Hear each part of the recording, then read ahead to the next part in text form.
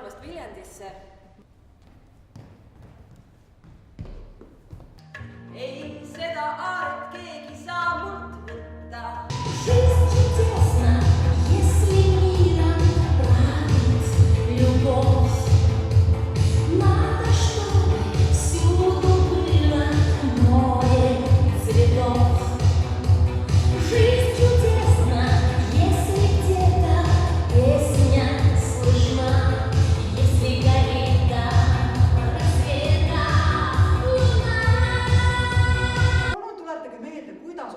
Kandidaadid käituvad, eks ju. Kui neid kutsutakse lavale, ütlevad nad. Aga ikka oli tihtipeale see tunne, et kursusekaaslased on sinust palju paremad. Väga tunnustan Kalliut selle julguse eest, et ta läks lõpuni kõikidesse. Aga ta oli uudishimulik ja mitte ainult selle suhtes, mis toimus, vaid ta oli uudishimulik laias mõttes.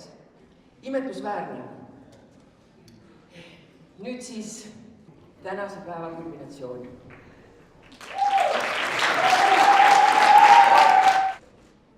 Milline üllatus? Sest nemad tõestavad mulle pidevalt, et siin koolis ei ole ükski unistus liiga suur. Tema üks külgi on olnud ka see, et ta on olnud maalija. Nii palju, kui tal on aega jäänud ja teada on, et ka tema õpilased, näitlejad, lavastajad võtavad vahest pitsli kätte. Et siin ongi nende inimeste tööd praegu, tema õpilaste tööd, kes siis maalivad ka lisaks näitlemisele ja lavastamisele. Sellised multitalendid, nagu Kalju isegi olid. Jäävad leegid suured